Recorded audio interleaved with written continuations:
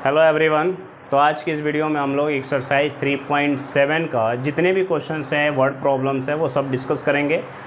दो तरीके से मैं डिस्कस करूंगा। पहला आपके 10th के हिसाब से जो एक्स एंड वाई मान के डबल वेरिएबल से करना होता है, और सेकंड मैं अपना प्रोसेस से बताऊंगा आपको शॉर्ट ट्रिक में कि कैसे इतने बड़े बड़े क्वेश्चंस को सिंगल लाइन में सॉल्व किया जाएगा। यानी कि आपके सोचने का नज़रिया थोड़ा सा बदलूंगा, जैसे मैंने पिछले 1-2 वीडियो में कर रखा है। हालांकि ये सिलेबस में नहीं अब रहा, लेकिन ये आपको लैंग्वेज के क्वेश्चन आने चाहिए बोर्ड के लिए, क्योंकि बोर्ड में अभी भी लैंग्वेज के क्वेश्चन आएंगे बेटा, ये वर्ड प्रॉब्लम्स आएंगे। तो आपकी थिंकिंग पावर थोड़ी सी ज़्यादा होनी चाहिए। अगर आपकी थिंकिंग पावर ज़्यादा नहीं होगी तो आप सोच नहीं पाओगे, फिर क्वेश्चंस बन नहीं पाएंगे। तो मेरे इस हिसाब से आपको इस पूरे वीडियो को देखना चाहिए अंत तक, और आप देखेंगे तो समझ में आ जाएगा कि बाकियों से क्या मैंने अलग करा रखा है। श्योर है कि अंत तक अगर आप देखते हैं तो आपके सोचने का, समझने का नज़रिया बदलेगा। तो चलिए शुरू करते हैं पहले क्वेश्चन से। तो बेटा आपको स्क्रीन पे पहला सवाल दिख रहा होगा। ये काफ़ी लेंदी सवाल है। वैसे भी 3.7 का जो फर्स्ट क्वेश्चन है या जितने भी हैं वो सब टफ ही हैं, ऑप्शनल है, हाई लेवल क्वेश्चन है। ये आपके लिए है हाई लेवल। ये जितना बड़ा क्वेश्चन दिख रहा है ना बेटा, इसको डबल वेरिएबल से करोगे अपने हिसाब से तो थोड़े से 2-4 लाइन तो जाएंगे, लेकिन मैं उसके बाद बताऊंगा कि इसको कैसे सिंगल लाइन में भी सॉल्व किया जाएगा। देखना दम तोड़ देगा। ये क्वेश्चन इतना बड़ा दिख रहा है ना, सिंगल वेरिएबल पे 1 से 2 लाइन में इसका आंसर आ जाएगा। तो एक बार क्वेश्चन को रीड कर लो। एक बार क्वेश्चन रीड करो क्या कह रहा है। यहाँ पे 2 फ्रेंड हैं ए और बी, तो उनके एज का डिफरेंस 30 ईयर्स है। ए और बी है, एक अनी है, बीजू, इनको ए और बी समझो। तो उनके बीच जो डिफरेंस है, उनके एज का जो डिफरेंस है वो 3 ईयर्स है, 3 ईयर्स है। अनीज फादर जो है, अनी के जो पिता हैं वो धर्म है, उनका नाम डी है। तो अनी के जो पिता हैं वो अनी के एज के 2 गुने के बराबर है। यानी कि अनी का एज जितना भी है उसका 2 गुना उसके पिता की उम्र है। जैसे अनी अगर 20 साल का है तो उसके जो फादर होंगे वो 40 साल के होंगे। फिर आगे एक और कहानी इसमें है कि जो बीजू है ये, तो बीजू की जो एज है बेटा वो सिस्टर की एज का 2 गुना है। यानी कि वो अपने बहन के 2 गुने उम्र के बराबर है। इसका मतलब उसकी बहन आधे साल की होगी। यानी कि अगर मान लो बीजू जो है वो 10-12 साल का है तो उसका आधा कैथी होगी। तो ये 4 नाम यहाँ पे ले दे के दिया हुआ है, ए, बी और सी, डी। तो हम लोग लेट कर लेते हैं, समझना यहाँ पे ध्यान से। लेट एज ऑफ 10th के हिसाब से अभी बता रहा हूँ। Let age of A as X year, और बताऊँगा सिंगल वेरिएबल कैसे एक लाइन में ये भी सॉल्व होगा। And age of B is Y years. अब एक बात बताओ, क्वेश्चन में पहला लाइन ही दिख रहा है कि difference between A and B is 3 years. तो हम ये मान लेते हैं कि ए बड़ा है और बी छोटा है। अगर आप ये मानो कि बी बड़ा है और ए छोटा है तो भी क्वेश्चन बनेगा, लेकिन दूसरा केस हो जाएगा। तो आप किसी भी केस को लेकर चलोगे तो क्वेश्चन सॉल्व होगा। तो हम ये मान लेते हैं अकॉर्डिंग टू क्वेश्चन कि भाई ए जो है वो बड़ा है, बी छोटा है, और इनके बीच डिफरेंस 3 साल का है। कोई दिक्कत? Double variable. देखो अगर आप मेरा वीडियो शुरू से देखे हो ना सारा लैंग्वेज बेस्ड वाला, तो ये भी बताऊंगा तो समझ जाओगे, एक लाइन में बन जाएगा ये। फिलहाल अभी 10th के हिसाब से बता दूं पहले आपको। According to question x minus Y is equal to 3, ये दिया हुआ है। उसके बाद बोला गया अनीज फादर धर्म is twice as old as his Anees. यानी कि जो धर्म है डी, वो अनी के एज के, अनी का एज कितना हमने माना है x, उसके उम्र के 2 गुने के बराबर है। ये इक्वेशन नंबर हम लोग सेकेंड भी कह लेते हैं, कोई दिक्कत नहीं है, मान लेते हैं। ये बोला गया है कि जो धर्म है डी, अनी के पिता हैं वो अनी के उम्र के 2 गुने के बराबर है। आगे क्या बोला गया है? एंड द सिस्टर, ये Biju is twice as old as his sister. तो जो बीजू है ना, बी, वो अपने कैथी जो सिस्टर है उसके उम्र के 2 गुने के बराबर है। तो बीजू ये बी है और ये कैथी के उम्र का 2 गुने के बराबर है। तो ऑब्वियस सी बात है बेटा, अगर फिर से ध्यान से देखो, ये जो बीजू है ये वाई ईयर्स का है। अगर ये 10 साल का है और ये 2 गुने के बराबर अपनी बहन से, यानी बहन 5 साल की होगी, इसके उम्र का आधा हुआ कि नहीं? तो जो कैथी है वो वाई, बीजू, ये बीजू जो है वाई के आधे साल के बराबर है। क्लियर हो गई? या ऐसे कह लो कि जो y है बीजू, वो सिस्टर के 2 गुने के बराबर है। इधर क्रॉस मल्टीप्लाई करोगे तो 2 टाइम्स हो जाएगा। तो यहाँ पे इतने सारे नाम दिए गए हैं, कोई दिक्कत? फिर आते हैं अकॉर्डिंग टू क्वेश्चन। अभी तक तो अकॉर्डिंग टू क्वेश्चन में चल रहे हैं। एक और कहानी बोली गई है। क्या बोली गई है उसमें? The age of Kathy and the Dharam differ by 30 years. अब एक बात बताओ, कैथी और धर्म के बीच का एज का डिफरेंस 30 ईयर्स, इसमें कौन बड़ा होगा? अगर हम लोगों ने ए को बड़ा माना है तो उसका बाप और भी बड़ा होगा, मतलब फादर। एक की उम्र अगर x वर्ष है तो उसके जो पिता हैं धर्म वो कितने साल के हैं, 2x, यानी और बड़ा हो गया। b का जो है y और उसकी बहन उससे भी छोटी, यानी और छोटी होगी, तो इनके बीच डिफरेंस अगर होगा तो ऑब्वियस सी बात है वो कुछ इस प्रकार होगा, 2x minus Y by 2 is equal to 30 year. ये इक्वेशन नंबर 4 हो गया। अगर मैं इक्वेशन नंबर 4 में 2 से मल्टीप्लाई कर दूं तो ये बन जाएगा 4x माइनस वाई, 2 से मल्टीप्लाई कर दूं इज इक्वल टू 60। तो ये हो जाएगा हमारा इक्वेशन नंबर 5। इक्वेशन 5 एंड 1 को सॉल्व कर लिया जाए तो बात बन जाएगी। अगर 1 और 4 को सॉल्व कर लिया जाए तो बात बन जानी चाहिए। समझ में आ रही बात?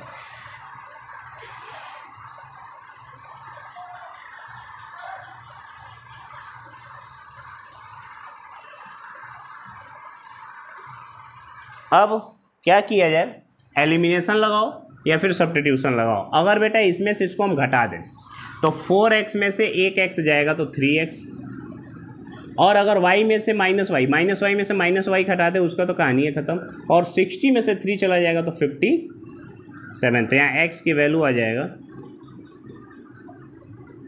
19 ईयर्स। मतलब जो ये अपना अनी था वो कितने साल का हो गया, 19 साल का हो गया। ठीक है, ये 19 साल का है तो ये 3 साल छोटा है, 16 साल का होगा। अगर ये 19 साल का है तो उसका पिता 38 साल का होगा, और अगर ये 16 साल का है, 3 साल छोटा है, तो उसकी बहन 8 साल की होगी।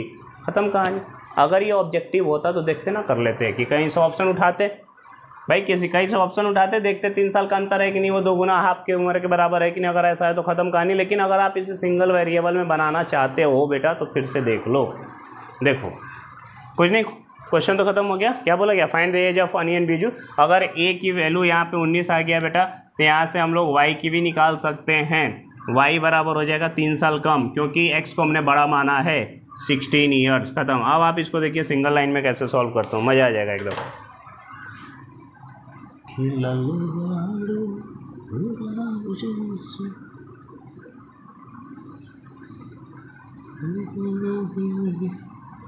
देखो अब एक बार क्वेश्चन तो आप समझ गए होंगे कि ABCD 4 लोग हैं और कहानी चल रही है शुरुआत से ही। अगर हम ये कहें डायरेक्ट समझो, अगर हम कहें कि अनी x वर्ष का है, सिंगल वेरिएबल देखो हम कर रहे हैं, तो जो बीजू होगा वो 3 साल छोटा मान लेते हैं, x माइनस 3 वर्ष का होगा, कोई दिक्कत। अनी का जो फादर है वो अनी के उम्र के 2 गुने के बराबर है तो 2x होगा। अनी का जो फादर है D वो अनी के उम्र के 2 गुने के बराबर है। कैथी जो है तो बीजू जो है वो कैथी की उम्र के 2 गुना है, तो जो कैथी होगा वो बीजू की उम्र के आधे के बराबर होगा। ये ख़त्म कहानी। अरे ये सब क्वेश्चन तो ऐसे बिना x के भी हो जाएंगे, लेकिन अभी खैर अब तो x एंड y, x को छोड़ो नहीं, आगे बहुत काम आएगी x, ये वाला x। तो यहाँ पे ध्यान दो बेटा, अगर ABCD 4 लोग हैं, अब चल दो अकॉर्डिंग टू क्वेश्चन। अभी तो हमने लेट किया है, ये क्या किया था, लेट किया था, और अकॉर्डिंग टू क्वेश्चन ये बोला गया है कि the age of Kathy and Dharam यहाँ रहे, कैथी यहाँ रही, ये x का 2 गुना, x माइनस 3 का आधा, ये छोटा होगा तो 2x माइनस 3 डिवाइड बाई 2, इनका डिफरेंस 30 ईयर्स है। 4x minus x minus minus plus 6 is equal to 30, और 4x में से एक x जाएगा तो कितना हो जाएगा, ये 3x, और बेटा 2 से मल्टीप्लाई किया सब में तो 4x, ये 2 कैंसिल, माइनस x यानी माइनस x माइनस प्लस, और 2 3 जा 60, ये हो जाएगा 3x, और 60 माइनस 6 50, 6 कैसे हो गया, minus x minus minus plus 3, और 3 माइनस हो जाएगा 57, x बराबर हो जाएगा 19, 19 3 57, ख़त्म। अगर x 19 है बेटा तो ये हो जाएगा 19 माइनस 3, खत्म हो गया क्वेश्चन। तो ऐसा नहीं है कि इस क्वेश्चन को आप लोग हमेशा 2 वेरिएबल से मानो, ये मैं करा रहा हूँ जो आपको किसी भी तरीके से करा सकता हूँ, ना तो आपके NCERT के सॉल्यूशन में मिलेगा और ना किसी यूट्यूब चैनल पे मिलेगा। अगर बेटा आप सच में मेरे से जुड़े रहोगे तो मैथमेटिक्स का हर एक चैप्टर में आपको ऐसा ही ट्रिक बताऊँगा, ऐसा ही ज़बरदस्त सोल्यूशन बताऊँगा जिससे आपका दिमाग थोड़ा सा खुले। चलिए सेकेंड पे चलते हैं, इसको भी पढ़ लो। देखो सोचने का तरीका ना बदल गया तो क्या है ना, बच्चे जो पढ़ते हैं यहाँ पे कोचिंग वो जाके ज़रूर देखते हैं, उनको ऐसा लगता है कि एक बार रिवीजन कर लेंगे तो दिमाग में बैठ जाएगा। तो जो यहाँ पे नहीं है, मेरे पास नहीं है, जो दूर के बच्चे हैं वो एटलीस्ट यहीं से बार बार रिवाइज कर सकते हैं, बार बार पढ़ोगे तो दिमाग में बैठेगा, जरूर बैठेगा। क्वेश्चन को पढ़ लीजिए, रीड करिए।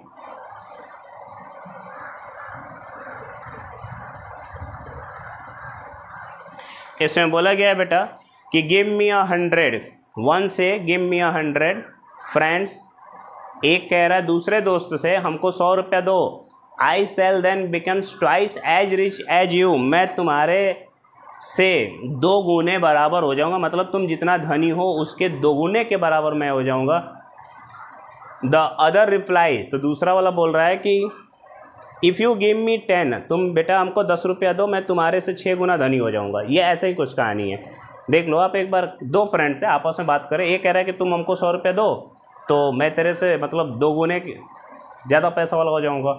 अगर 100 रुपया वो ले लेता है दूसरे से तो उससे वो खुद 2 गुने धनी हो जाएगा। लेकिन उसने ये बोला, जो मांग रहा था उसी से दूसरा वाला बोल रहा है कि बेटा तुम हमको 10 रुपया ही दो, मैं तेरे के पास जितनी भी पैसे होंगे उसका मैं 6 गुना हो जाऊंगा, मतलब मैं तेरे से 6 गुना धनी हो जाऊंगा। ऐसा कुछ क्वेश्चन है, तो एक बार देख लो।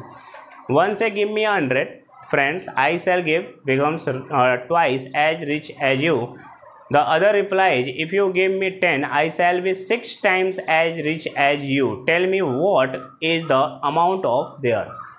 बहुत इजी सा क्वेश्चन है। अगर 2 फ्रेंड्स हैं बेटा यहाँ पे, तो लेट एक फ्रेंड का नाम x कह लेते हैं, उसके पास x रुपीज़ है, उसका नाम भी x है, x रुपये है उसके पास, और दूसरा फ्रेंड b है जिसके पास y रुपये है, अकॉर्डिंग टू क्वेश्चन ये क्वेश्चन में क्या बोला गया है, ये कह रहा है कि अगर कोई एक इसमें से बोल रहा है, मान लो ये बोल रहा है बी कि भाई तुम हमको 100 रुपये दे दो। अगर x 100 रुपये दे देता है, किसको देगा? y को, तो y के पास 100 रुपये। अब ये कह रहा है कि जैसे तुम हमको 100 रुपये दोगे, तुम्हारे पास जितना भी पैसा होगा उसके 2 गुने के बराबर मैं हो जाऊंगा। ये बोला था, ये इसने बोला था, बी वाला ने बोला था कि भाई तुम हमको 100 रुपये दे दो। जैसे ही ये 100 रुपये इसको देगा तो यहाँ से 100 रुपये की कमी हो जाएगी और इसके पास 100 रुपये बढ़ जाएगा। इनके पास जो भी पैसा था वो हमने मान लिया एक्स एंड वाई, जो भी पैसा था ए और बी के पास, एक के पास एक्स था, दूसरे के पास वाई था। तो इसने कहा वाई वाले ने कि भाई तुम हमको 100 रुपये दो, इसने उठा के दे दिया 100 रुपये। जैसे इसके पास आया तो ये बोल रहा अब मैं तुम्हारे पास जितना भी पैसा हो उसका 2 गुने के बराबर हूँ। तो यहाँ से एक इक्वेशन बनेगा 2 ऑफ एक्स, ये वाई उधर जाएगा तो बेटा माइनस वाई, माइनस 200 इधर आएगा तो प्लस का 200 और प्लस 100 ये 300। तो ये इक्वेशन नंबर 1 बन जाएगा। इतना आप समझ पा रहे होंगे। अगेन अकॉर्डिंग टू क्वेश्चन में ही बोला गया है कि दूसरा वाला कह रहा है, ये वाला जिससे ये मांग रहा था ना ऐसे, अब ये खुद कह रहा है इससे कि भाई तुम हमको 10 रुपये दे दो, तो अगर वाई वाला 10 रुपये उसको दे देता है, ये कंडीशन है, अगर वाई उसको 10 रुपये देगा तो इसके पास 10 रुपये एक्स्ट्रा होगा, इसके पास 10 रुपये की कमी हो जाएगी। और जैसे ये लेगा ना तो कह रहा है कि अब तुम्हारे पास जो भी पैसा उसका मैं 6 गुने के बराबर हो जाऊंगा। ये हो जाएगा बेटा x, ये 6y उधर जाएगा तो -6y इज इक्वल टू -60 तो आई है, 10 इधर आएगा तो माइनस और 70 हो जाएगा इक्वेशन नंबर 2। मुझे उम्मीद है आपको समझ में आ रहा होगा, इसको सॉल्व कर सकते हैं।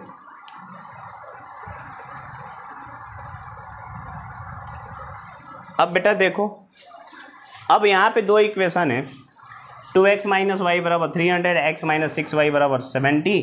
आप 2 इक्वेशन है, एलिमिनेशन लगाओ, सब्स्टिट्यूशन लगाओ, किसी भी तरीके सॉल्व करो, कोई फ़र्क नहीं पड़ता है। चलो मैं कर ही देता हूँ बेटा। यहाँ पे x इक्वल नहीं है, x को इक्वल कर लिया जाए तो ये 2x - y is equal to 300।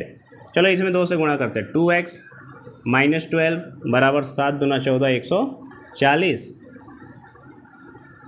2 से मल्टीप्लाई किया तो 12 हो गया। ठीक है, ठीक। अब इसमें से इसको माइनस कर देते, इसमें से इसको माइनस करोगे बेटा तो -y में से -12 करोगे तो ये प्लस हो जाएगा, और 12 में से 1 चला जाएगा तो 11y। जब इसको माइनस करेंगे तो ऐड हो जाएगा 440, और 11 से डिवाइड होगा बेटा तो ये y बराबर हो जाएगा 40। यानी y के पास कितना है? 40 है। इसी y की वैल्यू हम लोग कहीं भी रख दें तो x आ जाएगा, इसी में रख देते हैं। 2 of x - 40 is equal to 300। 2x इसमें क्या करो बेटा, 300 में से 40 माइनस कर दो, 260, और x बराबर हो जाएगा, ऐसे ही होना चाहिए 130, यानी एक के पास 130 रुपये हो गए। अब देखो ऐसा कुछ हो रहा है क्या, जो कहानी में बोला गया था ऐसा समझो। y ने बोला था कि बेटा तुम हमको 100 रुपये दे दो, जैसे ही कुछ गड़बड़ हुआ है, अरे ये माइनस क्या है बेटा, इधर आएगा तो 340 हो जाएगा, ये माइनस है, इधर आएगा 340, 340 बटे 2 170। अब देखो क्या बोला था भाई ने कि यार बेटा तुम हमको 100 रुपये दे दो, अपने दोस्त से बोल रहा है 100 रुपये हमको दे दो। जैसे ही ये 100 रुपये इसको देगा, इसके पास 70 रुपये रह जाएगा, इसके पास 140 रुपये हो जाएगा। तो इसने बोला था जैसे ही तुम हमको 100 रुपये दोगे, मेरे पास जो पैसा होगा 140, वो तुम्हारे पास बचे पैसे का दोगुने के बराबर होगा। तो इसके पास 70 है तो इसके पास 140 है। लेकिन उल्टा कहानी होगी, फिर वो कह रहा है कि तुम हमको 10 ही दो ना, बस ये कह रहा है तुम हमको बस 10 दो ना, तुम्हारे जितने पास पैसे रहेंगे ना उसका 6 गुना मेरे पास हो जाएगा। तो ये 170 है, ये 10 रुपये देगा तो इसके पास कितना बच जाएगा 30 ये 10 जैसे इसको देगा कितना हो जाएगा 180। 30 और 180 6 टाइम्स हुआ कि नहीं हुआ। तो लॉजिक समझना है और कुछ नहीं है। चलिए अगले क्वेश्चन पे चलते हैं। कितना बेहतरीन ये सवाल है, इतना बड़ा है ना। टाइम एंड वर्क में बहुत सारे बच्चों को दिया, ये स्पीड टाइम डिस्टेंस में इतना दिक्कत होता है, और ये चैप्टर 4 में भी है बेटा। तो मैं आपको यही कहूँगा कि क्वेश्चन को अच्छे से रीड करिए, आप पॉज कर लो और आराम से क्वेश्चन को रीड करो। एक बार आप खुद रीड कर लो, पॉज करके रीड कर लो। और उसके बाद अब देखो, अ train cover a certain distance at a uniform speed. एक ट्रेन है, एक निश्चित स्पीड से जा रही है, एक निश्चित दूरी को भी तय कर रही है। एक सर्टेन डिस्टेंस, एक निश्चित दूरी है, और एक यूनिफॉर्म स्पीड है, यानी कि फिक्स स्पीड ही समझो। यूनिफॉर्म अब तो 10th में हो तो यूनिफॉर्म समझ में आ रहा होगा। If the train would have been 10 kilometre per hour faster, यानी कि जो ट्रेन जो दूरी वही सब कुछ है, लेकिन अगर ट्रेन की स्पीड बढ़ा दी जाए तो सेम डिस्टेंस को कवर करने के लिए, बेटा जैसे मान लो आप स्कूल जाते हो डेली जिस स्पीड से जा रहे हो ठीक है, जिस दिन लेट हुए यानी कि कम समय में पहुंचना है तो स्पीड क्या करते हो, बढ़ा देते हो। दूरी फिक्स है, जैसे ही स्पीड बढ़ाओगे समय कम हो जाएगा, और जैसे ही स्पीड कम करोगे समय ज़्यादा हो जाएगा। तो यहाँ पे बोला गया है कि if the train would have been 10 kilometre per hour faster it would have 2 hours less than the schedule time. जो भी एक्चुअल टाइम है उससे 2 घंटा समय कम ले रहा है। पहले मैं इसको डायरेक्ट बता देता हूँ, देखो एक लाइन में कैसे इसका जवाब आएगा, एक लाइन में समझो। बगल में जो कुछ भी दिख रहा है देखो, बोला गया है 10 किलोमीटर पर आवर फास्टर, तो प्लस का लिखो 10 किलोमीटर पर आवर फास्टर है तो स्पीड, अगर ये फास्टर होगा तो 2 घंटे का समय कम हो जाएगा, और इन दोनों का मल्टीप्लाई कर दो 10 दूना 20। समझ पा रहे हो, ये देखना चाहे तो देख लो। उसके बाद बोला गया है इधर 10 किलोमीटर पर आवर से स्पीड इसकी स्लो कर दी गई है तो 3 घंटा ज़्यादा लग रहा है। स्लो किया जाएगा तो ये -10 ऑफ एस, तब 3 घंटे ज़्यादा लग रहा है, और इनका मल्टीप्लाई कर दो 10 3 30। इन दोनों को सॉल्व कर दो, देखना अभी कैसे, ये जादू देखो जादू। अभी बताएंगे बेटा एक्स एंड वाई, परेशान मत हो। आप इसमें से इसको माइनस करो, जैसे ही माइनस करोगे माइनस वाला प्लस हो जाएगा, यानी जुड़ जाएगा 20s। इसमें से इसको माइनस कर दो। ओहो, जब सेम है तो माइनस क्यों कर रहे हैं, जोड़ दें, ध्यान देना। इनको जोड़ दिया जाएगा, ऐड कर दिया जाएगा तो ये कैंसिल हो जाएगा। इसको ऐड करोगे तो केवल h बचेगा, और इसको ऐड करेंगे तो ये 50 हो जाएगा। ये पता है 50 क्या है? जो h आया है वो बेटा स्पीड है, जो h आया है, आवर्स आया है, घंटा आया है, वो स्पीड है 50 किलोमीटर पर आवर। उसकी एक्चुअल स्पीड होगी 50 किलोमीटर पर आवर। क्लियर होगी बात? ये एक्चुअल स्पीड है 50 किलोमीटर पर आवर। और अगर इसको हम लोग इस किसी भी इक्वेशन में रख दें, 50 किलोमीटर पर आवर यहाँ पे रख देते तो ये हो जाएगा 10s माइनस 50 दूना 100 बराबर 20। ये हो जाएगा 10s इक्वल टू 120, और s बराबर हो जाएगा 12। ये जो s आया है 12 बेटा, दिखने में ऐसे लेकिन ये आवर है। एक्चुअल टाइम कितना है उसका? 12 घंटा। दूरी की बात करें तो 12 × 50 = 600 किलोमीटर होगा। खैर छोड़ो, जब कभी ऑब्जेक्टिव में ये सब मिलेंगे आपको फ्यूचर में तो इसी तरीके से करना होगा, लेकिन फ़िलहाल हम लोग समझते हैं इसको खूब आराम से। पहले देखो तो ये 3 बातें याद रख लो, दिमाग में डाल लो। डिस्टेंस में ही हमेशा डिवाइड होगा, टाइम से डिवाइड होगा तो स्पीड, और डिस्टेंस में स्पीड से डिवाइड होगा तो टाइम। हम कई बार अपने एक वीडियो में बता चुके हैं कि ये आपको बातें याद रखनी है। और अगर डिस्टेंस ही कहीं चाहिए तो आप करिएगा स्पीड इंटू टाइम, कोई दिक्कत? तो हम लोग ये मान लेते हैं, let the speed of train is x kilometre per our and schedule time जो है वो y आवर्स, मान लेते हैं y आवर्स, और एक्चुअल जो डिस्टेंस है, एक्चुअल डिस्टेंस है वो d किलोमीटर है। ये 3 चीज़ें हमने मान ली, ध्यान से समझना। इक्वेशन बनाना मैं सिखा रहा हूँ बेटा, सीख गए तो आप 4th चैप्टर में भी काम आ जाएगा। यहाँ बोला गया है कि एक ट्रेन है जो एक सर्टेन डिस्टेंस को यूनिफॉर्म स्पीड से तय कर रहा है, जैसे ही स्पीड बढ़ाई घटाई जा रही है तो समय बढ़ घट रहा है, ये कहानी है। तो ये बताओ स्पीड बढ़े या घटे डिस्टेंस में कोई फ़र्क पड़ रहा है? नहीं। तो पहला इक्वेशन बनाते हैं। सबसे पहले अगर वो अपने ओरिजिनल स्पीड से चले x से, अगर वो अपने ओरिजिनल स्पीड से चले x किलोमीटर पर आवर से, तो ओरिजिनल टाइम अगर लगे y, तो d बराबर x इंटू वाई, ये आपका पहला इक्वेशन मिला कि नहीं मिला? यहाँ से देखिए डिस्टेंस और स्पीड इंटू टाइम, क्योंकि वी नो डैट, यहाँ पे लिख लीजिएगा, ऊपर बड़ा लिखना पड़ता है 10th में, तभी 90% आएगा। Distance equal to speed into time. Clear होगी बात? तो डी को हमने डी मानी ही है, यहाँ पे स्मॉल डी लिख दें तो कैपिटल डी कर लेते हो, कोई दिक्कत नहीं है। कोई एक तो मिटाना ही था, हमने उसी को मिटा दिया। तो डिस्टेंस बराबर x इंटू वाई। अब आगे कह रहा है कि यदि स्पीड 2 किलोमीटर पर आवर से फास्टर हो जाए तो बताओ डिस्टेंस में कोई फ़र्क पड़ेगा? स्पीड बढ़ा लो, कोई दिक्कत नहीं है, d + 10। तो ऑब्वियस सी बात है टाइम कम हो जा रहा होगा, y - 2 हो जा रहा है। ये इक्वेशन नंबर 2 आ रहा होगा समझ में? तो 1 और 2 को पहले सॉल्व कर लेते हैं। अगर हम ये कहें बेटा कि इस 2 में put the value of d in equation 2, put the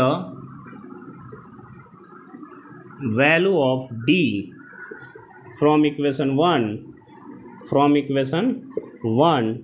two equation 2, मतलब ये फालतू का चीज़ लिख रहे हैं, लेकिन लिखना तो पड़ेगा कि यहाँ से जो d की वैल्यू x एंड y है वो यहाँ पे रख दो। तो x into Y is equal to, यहाँ पे मल्टीप्लाई कर लेते हैं बेटा, x into 2 - 2x, 10y + 10y -20। यहाँ से ये कैंसिल हो जाएगा, 2x उधर जाएगा तो प्लस का, 2x प्लस का हो गया, -10y, और इसको इधर रहने दो -20 को। ये हमारे पास एक इक्वेशन बन गया। इक्वेशन नंबर, इसका नाम दे देते हैं a, इस का नाम दे देते हैं a, क्योंकि 1 और 2 तो हमने पहले ही बना लिया, अब इसका नाम दे दिया हमने a। नेक्स्ट एक और इक्वेशन बनाते हैं अकॉर्डिंग टू क्वेश्चन। समझ में आ रहा होगा हमने क्या बोला है बेटा? Speed of train is x kilometre, time y का आवर्स, और डिस्टेंस मान लिया d। तो डिस्टेंस बराबर होता है स्पीड इंटू टाइम। ये आपके दिमाग में खोपड़ी में हमेशा छपा होना चाहिए, मैं यही कह रहा हूँ। और d बराबर होगा x प्लस, अगर डिस्टेंस फिक्स है, स्पीड बढ़ रहा है तो टाइम घटेगा, स्पीड बढ़ा है टाइम घटा है, स्पीड 10 से बढ़ा है टाइम 10 से, ये 2 घंटे से कम हुआ है। तो यहाँ से स्पीड इंटू टाइम फिर से क्या हुआ? डिस्टेंस। यहाँ से डी की वैल्यू x एंड y यहाँ पे पुट कर दिया गया, तो एक इक्वेशन बन गया। अब दूसरी कहानी इसमें क्या बोली गई है? दूसरी ये कहानी बोली गई है, इक्वेशन नंबर 1 तो वही है, दूसरी ये बोली गई है कि अगर ये 10 किलोमीटर स्लोअर हो जाए तो 3 घंटे ज़्यादा समय लगता है। डिस्टेंस अभी भी वही है, x - 3। अगर 10 किलोमीटर कम हो जाए तो बेटा समय 3 घंटा ज़्यादा लग रहा है। ये इक्वेशन नंबर 3, सेकेंड बना चुके हैं तो पहले ही मिटा दिए थे, ये 3rd। तो फर्स्ट एंड थर्ड को सॉल्व करेंगे तो again from equation first the value of d put in equation 3rd, from equation first put the value of d in equation 3rd। आराम से देख लेना, समझ में आ जाएगा। तो d की जगह हम रखेंगे x एंड y बराबर, फिर मल्टीप्लाई करो x एंड y, x से यहाँ पे करो +3x, -10 से यहाँ करो -10y, माइनस यहाँ करो -30, xy से xy कैंसिल, 3x बेटा उधर जाएगा तो -3x, ये जाएगा उधर तो +10y, और बराबर का -30 ही रहने दो, कोई दिक्कत नहीं, कोई दिक्कत नहीं है। यानी कि आपको मेरी बात ये समझ में आ रहा होगा। यहाँ से आप इसको कह लीजिए इक्वेशन नंबर A के बाद B। अब सिर्फ इन्हीं 2 इक्वेशन को सॉल्व करना है, x एंड y की वैल्यू आ जाएगी। इन्हीं 2 इक्वेशन को सॉल्व करना है, x एंड y की वैल्यू आ जाएगी। इतना ध्यान रखना है बेटा आप लोग को, और कुछ नहीं। देखो अगर इन दोनों को हम ऐड कर दें तो 3x केवल x हो जाएगा। 1a और b को हम क्या कर रहे हैं? ऐड कर रहे हैं। a और b को क्या कर रहे हैं? ऐड कर रहे हैं। जैसे ही ऐड करेंगे तो -3x 2x में केवल x बचेगा, इसको ऐड करेंगे ख़त्म, इसको ऐड करेंगे तो बेटा 50। अब बताओ ये 50 जो आ रहा है वो क्या है? Kilometre per our. यही माने थे हम लोग, किलोमीटर पर आवर। समझ पा रहे हैं? कोई दिक्कत है? नहीं। ये जो माइनस है बेटा एक तरफ से माइनस साइन दिखा रहा है और कुछ है नहीं, यहाँ पे 50 किलोमीटर पर आवर है। अब इसी x की वैल्यू हम लोग यहाँ रख दें, किसी में भी रख दो, यहाँ रख लेते हैं। तो 100 minus 10y is equal to -20, तो ये हो जाएगा, ये इधर आएगा तो 120 और बराबर बेटा हो जाएगा 10y, y से हो जाएगा 12 किलोमीटर यानी 12 घंटे। ये हो गया हमारा 12 घंटा। माइनस प्लस तो ठीक ही है, कोई दिक्कत नहीं है। क्लियर? तो ये बताओ 12 घंटा का समय लग रहा है और 50 किलोमीटर पर आवर की उसकी स्पीड है, तो डिस्टेंस अगर पूछा जाएगा तो क्या हो जाएगा, सीधे डिस्टेंस बराबर वहीं स्पीड इंटू टाइम। स्पीड है बेटा 50, टाइम है 12, 12 गुणे 5 60, 600 किलोमीटर। कुछ आ रहा है समझ में? और देखते हैं कुछ क्वेश्चन आपको बताते हैं। इसको मैंने अभी शॉर्ट मेथड से बताया था, उसको शुरुआत में देख लेना। हमने डायरेक्ट ये वाला इक्वेशन लिखने की कोशिश की थी और यही इक्वेशन लिख के डायरेक्ट बनाया जाता है, उसके लिए इतनी कहानी करने की ज़रूरत नहीं थी। एक और क्वेश्चन देखते हैं, एक और बढ़िया सा क्वेश्चन जो बहुत टफ है लेकिन आप उसको करेंगे बहुत ईजी वे में। इसको तो समझना है, बहुत खतरनाक सवाल है, कितना खूबसूरत है। ऐसे क्वेश्चंस अगर आप बनाते हो ना धीरे धीरे तो मज़ा आ जाएगा, ठीक है। और बोर्ड में नंबर चाहिए तो ऐसे क्वेश्चंस आपको बनाने पड़ेंगे। हालांकि सिलेबस ये सब हट गया है, लेकिन क्या किया जाए, पूरा एक्सरसाइज निपटा दिया, लेकिन कभी ना कभी फिर वापस से आएगा। मुझे नहीं लग रहा कि ये सही हुआ, इतनी सारी चीज़ें नहीं हटनी चाहिए, आधा सिलेबस कर दिया बिल्कुल आप लोग का। देखिए, the student of a class, क्या ये 10वीं का बच्चा जैसे अगर हटाया है तो क्या आपको लग रहा है ये 10th क्लास का स्टूडेंट जो आप देख रहे हो समझ में नहीं आ रहा है? आ रहा होगा और समझ में आना भी चाहिए, बिल्कुल आएगा। इतना बढ़िया सवाल है, सवाल तो बढ़िया है।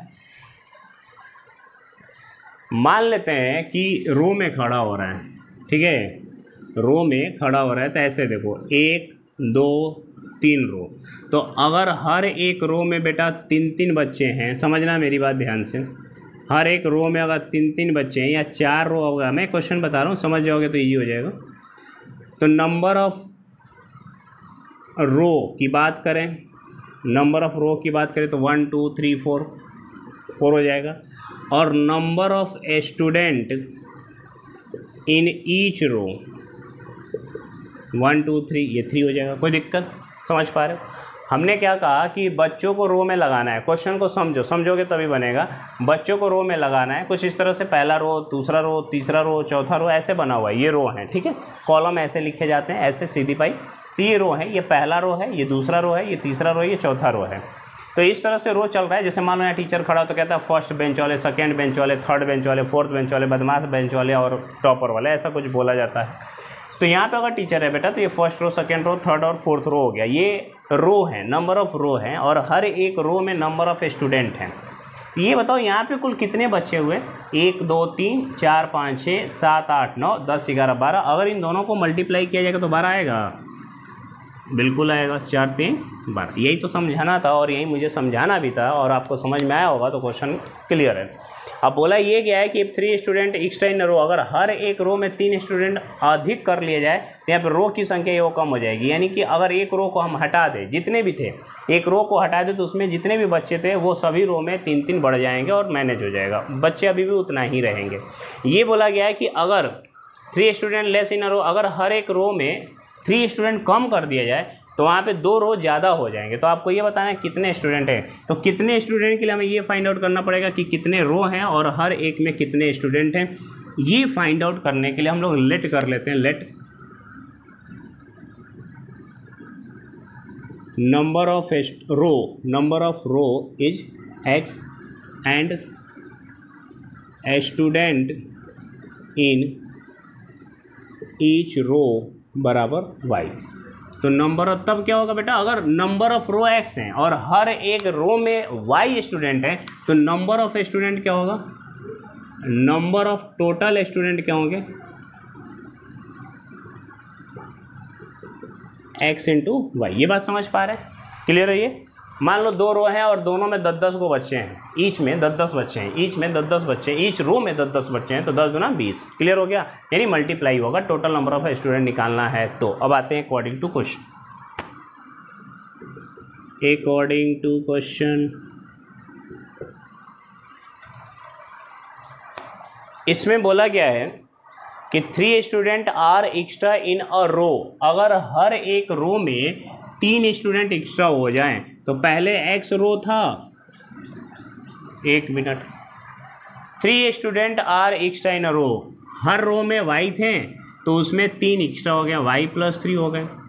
अगर हर एक रो में बच्चों की संख्या 3 एक्स्ट्रा हो रहा है, there would be 1 row less, तब एक रो कम हो जा रहा है x-1। लेकिन क्या बच्चों की संख्या में कोई फ़र्क पड़ा? नहीं, टोटल नंबर ऑफ स्टूडेंट वही रहेगा, इक्वेशन नंबर। इसको सॉल्व कर लेते हैं, तब बनाते हैं। X Y, Y minus Y plus 3x minus 3 बराबर एक्स वाई। एक्स वाई से X Y cancel, minus Y plus 3x बराबर, ये प्लस माइनस क्या है इधर आएगा तो 3, यानी ये कहानी हो गई।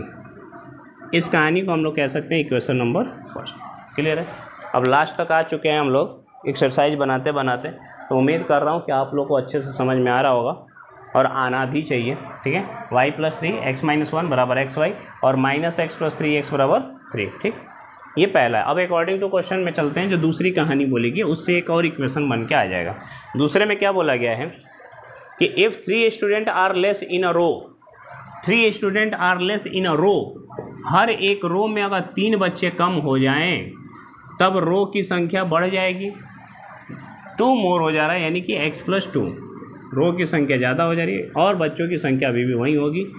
X Y minus 3x, X Y minus 3x, फिर y से प्लस 2y माइनस 6 बराबर एक्स वाई। एक्स वाई से X Y cancel, 2y minus 3x is equal to 6। कुछ गड़बड़ हुआ है क्या? 3 student are less in row में 3 कम हो गए, y माइनस 3 और 2 रो एक्स्ट्रा हो गया, ये सही है। तो yx y2 minus 3x minus 6 2y minus 3, ठीक तो है, इज इक्वल टू 6, कोई दिक्कत नहीं। ये इसको कह सकते हैं इक्वेशन नंबर 2। अब इन्हीं दोनों इक्वेशन को सॉल्व करना है। तो बस मुझे ये बताना था कि x इंटू वाई क्यों नंबर ऑफ स्टूडेंट है। अगर बेटा वो आप समझ गए तो इस वीडियो को मेरा बनाना सार्थक रहेगा। अब देखो यहाँ पे क्या है कि y को इक्वल कर, x तो इक्वल है, ये 1 और 2 को जोड़ दिया जाए। जहाँ कहीं x एंड y में से कोई का कोफिशिएंट इक्वल दिखे, जोड़ घटाव कर लो, y बचेगा, 2y माइनस वाई जुड़ेगा तो y, इनकी कहानी ख़त्म, ये 9 बस।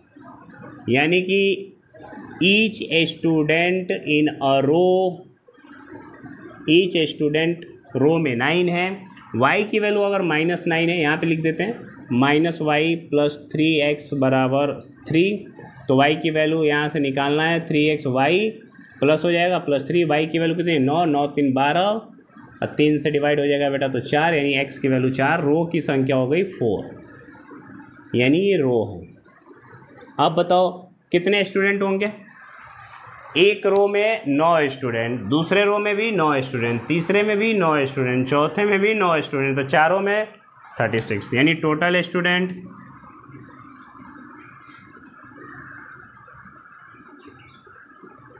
9 गुणे 4 बराबर 36। वेरीफाई कर लेते हैं कि जो आया है ये बन के निकल के ये सही है कि नहीं। अकॉर्डिंग टू क्वेश्चन ये बोला गया है पहले कि 3 student extra in a row, हर रो में 3 एक्स्ट्रा, तो 9 में 3 ऐड कर दो। ऐसा करने से रो की संख्या एक कम हो जा रही है, 9 3 12 गुणे 1 कम हो रही है 3, 12 3 36। दूसरी कहानी कि रो में से ही बच्चे कम हो गए 3, तो रो की संख्या 2 बढ़ गई, यानी 4 2 6, ये हो जाएगा 6 गुणे 6 यानी कि 36। अभी भी बच्चों की संख्या वही है, तो मुझे उम्मीद है कि आपको ये सब समझ में आ रहा है।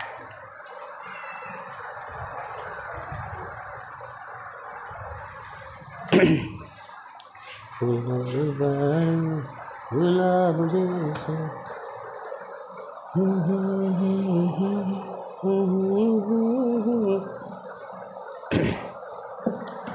एक और ये एंगल वाला है, बच्चों को बहुत दिक्कत होता है एंगल वाले हैं भाई, हम तुमको रेशियो से भी बता दे रहे हैं और डायरेक्ट इनमें जो एक्स वाई की वेरिएबल है उससे भी बता दे रहे हैं। इसको रीड कर लो, लास्ट क्वेश्चन है।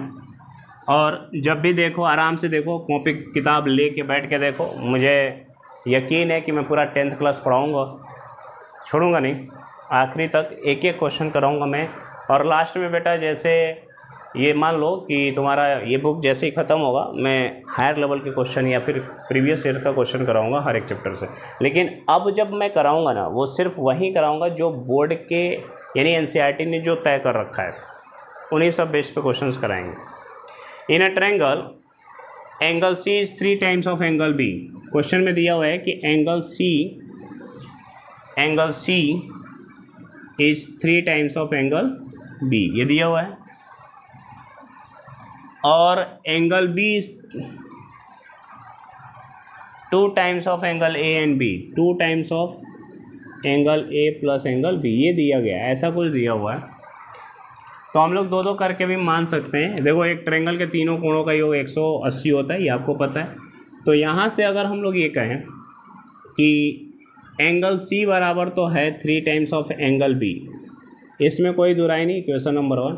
और 3 टाइम्स ऑफ एंगल बी बराबर है 2 times of angle A plus 2 times of angle B, तो इसमें भी कोई दिक्कत है। 3b में से 2b चला जाएगा, तो एंगल ऑफ बी बराबर 2 टाइम्स ऑफ एंगल ऑफ ए, ये इक्वेशन नंबर 2 हो गया। और सबको पता है कि एक ट्रायंगल के तीनों एंगल का सम कितना होता है, 180, ये तो पता है ना सबको, है ना। तो अब यहाँ से हम लोग कुछ बातें कर लेते हैं, कुछ है नहीं, ए की ए ही रहने देते हैं, बी को भी ए में चेंज कर लेते हैं, एंगल ए को एंगल ए रहने देते हैं, एंगल बी बराबर 2 टाइम्स ऑफ एंगल ए है, ये भी रहने देते हैं, और एंगल सी बराबर 3 टाइम्स ऑफ एंगल बी है, और एंगल बी बराबर देखो 3 टाइम्स ऑफ एंगल बी है, सी बराबर क्या है 3 टाइम्स ऑफ एंगल बी, ये 180 हो गया। अब यहाँ से देखो angle A 2 times of angle A plus 3 times of angle B बराबर क्या है, एंगल बी बराबर है 2 टाइम्स ऑफ एंगल ए, 180। तो 1 और 2 3 और 6 9 टाइम्स ऑफ एंगल ए बराबर 180। तो एंगल ए की वैल्यू हो जाएगी बेटा 180/9 20, ख़त्म कहानी। तो ये बहुत ज़्यादा टफ नहीं था, ABC तीनों एंगल आ जाएंगे।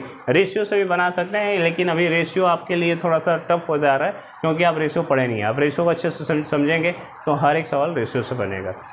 तो उम्मीद करता हूँ कि आपको अच्छा लगा होगा, और अगर बेटा अच्छा लग रहा है तो लाइक सब्सक्राइब और शेयर ज़रूर करें, क्योंकि थोड़ा सा जब लाइक सब्सक्राइब और शेयर होता रहता है तो मुझे भी अच्छा लगता है, जिससे मैं अगले वीडियो के लिए एनर्जी आती है। तो आप ही लोग का ये प्यार है, सम्मान है, इज्जत है, जिससे मेरा ये चल रहा है। चलिए, थैंक यू।